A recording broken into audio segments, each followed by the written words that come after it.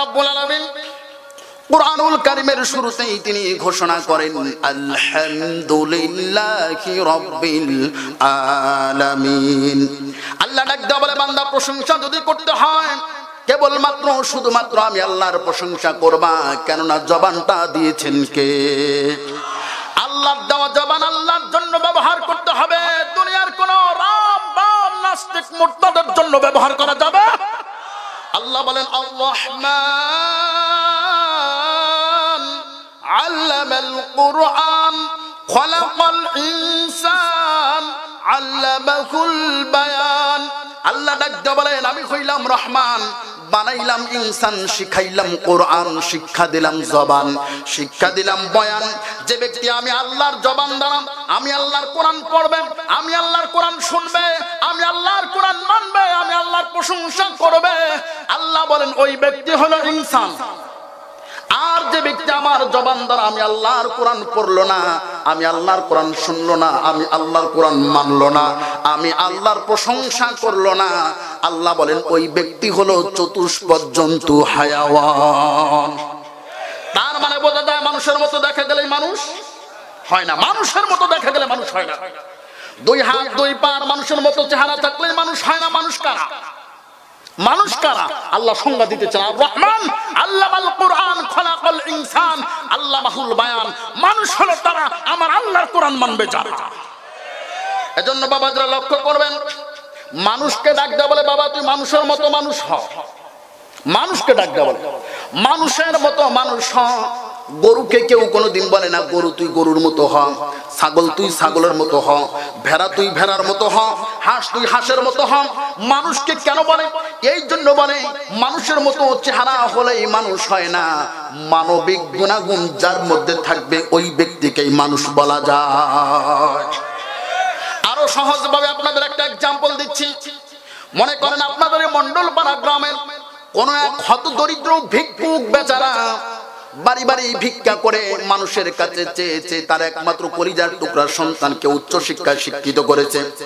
সন্তান ঢাকায় কোন এক বড় লোকের মেয়েকে বিয়ে করে সেও এখন কোটিপতি, মা বাবার খবরও নেয় না। এমন সন্তান আছে না নাই? বড় লোক শ্বশুর পেয়েছে, বউ পেয়েছে, আর মা বাবার খবর নেয় না। কিন্তু দুঃখী হতভাগা পিতা অনেক কষ্ট করে সন্তানের ঠিকানা জোগাড় করে একদিন তিনি সন্তানের বাসায় গিয়ে উপস্থিত।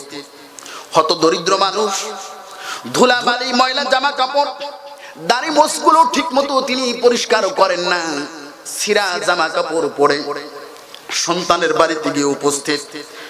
এমন সময় উপস্থিত হয়েছে যখন সন্তান তার বন্ধু বান্ধব এবং ব্যবসায়িক বিজনেস পার্টনারদেরকে নিয়ে জরুরি মিটিং এ আছে। অনেক দিন পর কলিজার টুকরা সন্তানকে দেখেছে, নিজের আবেগ তিনি আর ধরে রাখতে পারে নাই। এক দৌড়ে সন্তানের কাছে গিয়ে বুকে জড়ায় ধরে বাবা বাবা বলে চিৎকার করে ডাক দেয়া বলে কলিজার টুকরা সন্তান, কতদিন হলো তোমাকে দেখি না, তোমাকে না দেখে দেখে আমার বুকটা শুকিয়ে বালুচর হয়ে আছে। বাবা আমার বুকে আসো, তোমাকে বুকে জড়িয়ে ধরে কলিজাটা একটু ঠান্ডা করে নেই। চতুর্দিকে যে বন্ধু বান্ধব গুলো আছে একজন আর একজনের দিকে তাকায়, ব্যাপারটা কি? বন্ধু আমার কোটিপতি, রাস্তার একজন ভিক্ষুক এসে আমার বন্ধুকে বাবা বাবা বলে জড়িয়ে ধরতেছে, কারণটা কি? একজন আর একজনের দিকে তাকায়। সন্তান চতুর্দিকে চোখটা বলিয়ে নিল, দেখলো অবস্থা খুব একটা ভালো না, অবস্থা খুব একটা ভালো না। নিজের সম্মান বজায় রাখতে গিয়ে তিনি বলেই ফেললেন, ইনি হলেন আমাদের বাড়ির পুরনো চাকর। নাউজুবিল্লাহ, বাড়িতে যা বলেন বললেন ইনি হলেন আমাদের বাড়ির পুরনো চাকর। ছোটবেলায় কোলে কাকে পিঠে করে মানুষ করেছে, তো অনেক আদর যত্ন করতো। অনেকদিন পর দেখেছে আবেগ ধরে রাখতে পারেনি, এজন্য আমাকে বুকে জড়িয়ে ধরে এরকম করে ক্রন্দন করতেছে। আচ্ছা বলেন তো দেখি বাবার অবস্থা কেমন? কলিজা ভেঙে টুকরা টুকরা হয়ে গেছে। কথা বলেন ঠিক কিনা? শোনো সন্তানেরা, কোন সন্তান যদি মা বাবার কলিজা আঘাত দেয়, ওই আঘাত মা বাবার কলিজায় লাগার আগে আমার আল্লাহর আরশে লাগে। কথা বলেন ঠিক কিনা? আল্লাহর সন্তুষ্টি পেতে হলে মা বাবার সন্তুষ্টির প্রয়োজন আছে। বলেছেন মুহাম্মদ সাল্লাল্লাহু আলাইহি ওয়াসাল্লাম, রেদা রব্বি বিরাদাল ওয়ালিদাইন। পিতামাতা যদি সন্তুষ্ট হয়, ভাই একটা একটু কমান তো, বাইরে থেকে বোঝা যাবে না, হালকা কমান, হালকা চানচান করেন। মা বাবার সন্তুষ্টি আল্লাহর সন্তুষ্টির জন্য প্রয়োজন হয়। মা বাবা যদি অসন্তুষ্ট হয় আমার আল্লাহ অসন্তুষ্ট হয়। যাই হোক, এটা আমি এক্সাম্পল দিই। চাচা বলেন, ওই সন্তান তার বাবার পরিচয় না দিয়ে বাড়ির চাকর পরিচয় দিল, এই ঘটনাটা যদি আপনাদের মন্ডলপাড়া গ্রামের মানুষ জানে, আপনারা কি বলবেন? আমি আমার ভাষায় বলতাম, ছেলে লেখাপড়া করে উচ্চ শিক্ষায় শিক্ষিত হয়েছে ঠিক, কিন্তু মানুষ হতে পারে না। তাহলে কি হয়েছে? জানোয়ার। কি হয়েছে?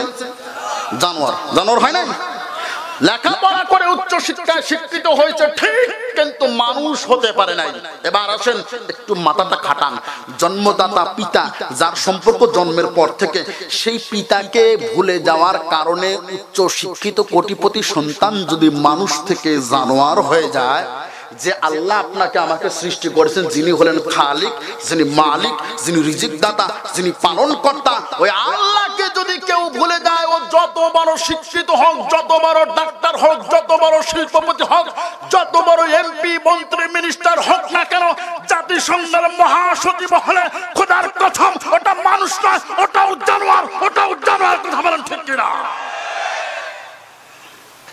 এটা আমার কথা না, এটাও আমার আল্লাহ বলেছেন, উলাইকা কাল আনআম বাল হুম আদল, ওরা চতুষ্পদ জন্তু, তার চাইতে অনেক নিকৃষ্ট।